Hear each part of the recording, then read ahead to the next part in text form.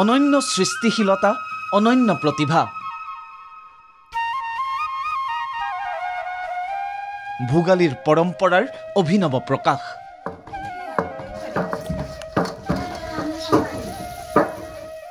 পথাৰৰ ভেলাঘৰটোত এয়া বিশেষ ৰূপ।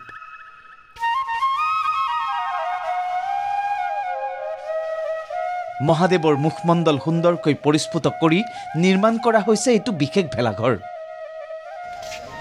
ভোগালী বিহুলৈ মাজত মাথো 2 দিন বাকী থকা সময়ত ৰাজ্যজুৰি এতিয়া উত্থপ উৎসৱৰ ব্যস্ততা। বিধে বিধে খাদ্য সামগ্ৰীৰ প্ৰস্তুতিৰ লগতে পথাৰে পথাৰে চলিছে ভেলাঘৰ মেজিৰ নিৰ্মাণ। পৰম্পৰা খাৰুগত কৰি ৰাইজে খৰি খেৰ বাঁহ গোটাই সাজিছে মেজি ভেলাঘৰ।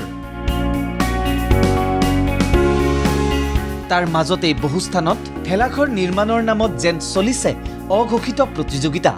ভিন্ন আৰ্হিৰে নতুন শৈলীৰে ভেলাঘৰটোক আকৰ্ষণীয়কৈ তুলি ধৰাৰ চেষ্টা ৰাইজৰ।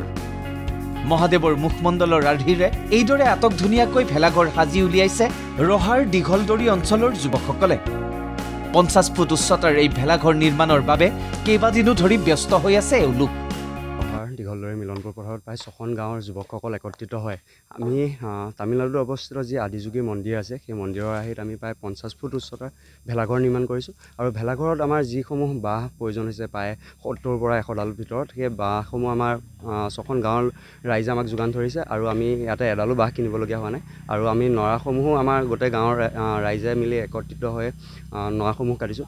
আৰু আমাৰ এই ভেলাঘৰটো কেৱল আমি যি আমাৰ অনুষ্ঠান আছে 5 দিনীয়া অনুষ্ঠান, সেই অনুষ্ঠানৰ বাবে মুখ্য আকৰ্ষণ হিচাপেহে ৰাখিছোঁ এই ভেলাঘৰটো।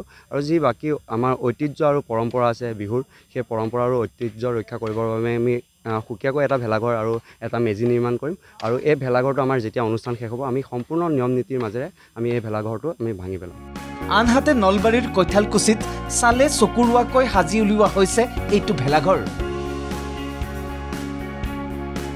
অঞ্চলটোৰ ৰাইজে মিলি সাজি উলিয়াইছে এইটো দুমহলীয়া ভেলাঘৰ। উৰুকাৰ নিশা এই ভেলাঘৰতে সকলোৱে মিলি খাব ভোজ ভাত। প্ৰায় 90% কাম সম্পূৰ্ণ হৈছে আৰু 10% কাম আছে। এইটো আমি ভেলাঘৰটো নিৰ্মাণ কৰিছোঁ চাব পাৰে পুৰণি আভিজাত্যৰ যিটো প্ৰতীক এটা মহল থাকে।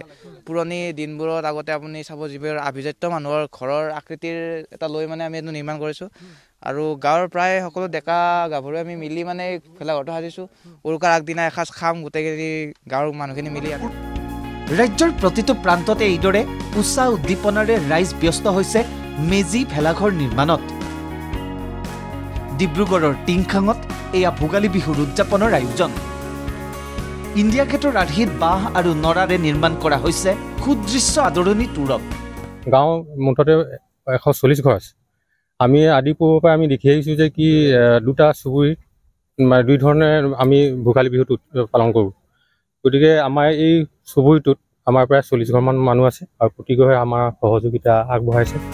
ইপিনে আখল ঘৰ ঢেঁকীশালতো বিৰামহীন ব্যস্ততা জীয়ৰী বোৱাৰীৰ। সান্দহ পিঠাগুৰি খুন্দি তিল পিঠা, ঘিলা পিঠা, লাডু বিধে বিধে খাদ্য জা জলপানেৰে ভোগৰ উৎসৱটিৰ বাবে সাজু হৈছে এওঁলোক। Bureau report, ND24।